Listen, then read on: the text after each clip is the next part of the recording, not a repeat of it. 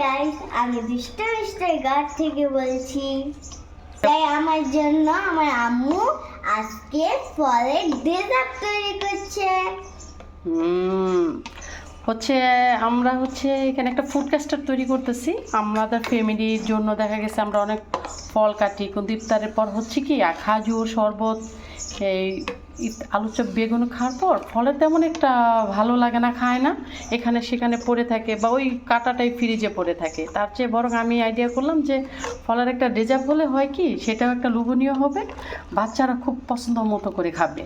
তো আমি এখানে এই আপনাদের জন্য একটা ফুড কাস্টার তৈরি করতেছি। এখানে 4 কেজি গরুর দুধ অরিজিনাল দেশ থেকে নিয়ে এসেছি। অনেকে বলবেন আমরা এত অরিজিনাল পাবো কোথায়? সমস্যা নেই, আপনারা প্যাকেট দুধ দিয়েও করতে পারেন। সেটা আপনাদের মিল্ক বিটারটা বেস্ট আমার কাছে।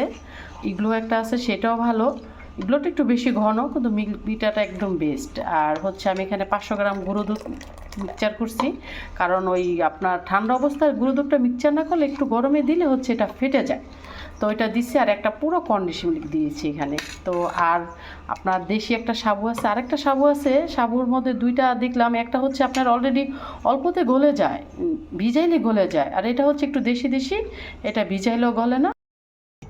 রেজাল্টটা হয়ে গেছে একদম একটু এইভাবে ঘনটা, যাতে একটু বেশি ঘনও না বেশি পাতলাও না, যাতে একদম মানে মাঝামাঝি খুব সুন্দর থাকে। আইসক্রিমগুলো দিয়ে দিলাম, মাল আইসক্রিমটা। আর এটা এইভাবে লাটতে হবে যাতে এটার মধ্যে সর না পড়ে। তো আমি ওইভাবেই তৈরি করছি। এখন আস্তে আস্তে সব দিয়ে দিব। এইখানে কাজু বাদামগুলো দিয়ে দিচ্ছি, কিছুটা আবার রেখে দেব, পরে আবার সাজিয়ে দিব। এখানে কাজু বাদাম, কাঠবাদাম, এখানে খেজুর,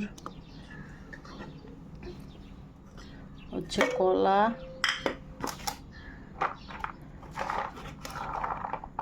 আনার,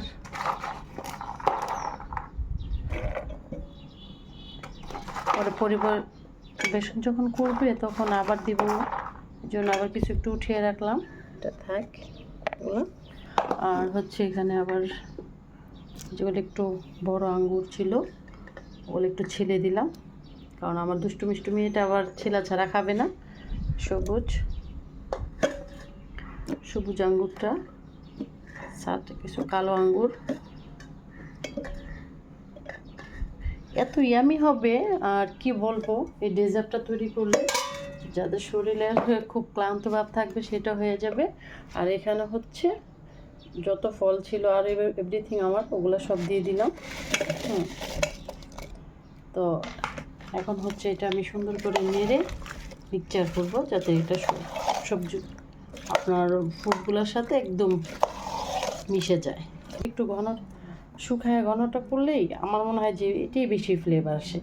তো যাই হোক, আপনারা সবাই চেষ্টা করবেন নিজেদের বাসার বাহিরের খাবারটা যতটা অ্যাভয়েড করে চলা যায়, নিজের বাসায় নিজের হাতে করা খাবার খেতেই অন্যরকম, এর স্বাদই অন্যরকম।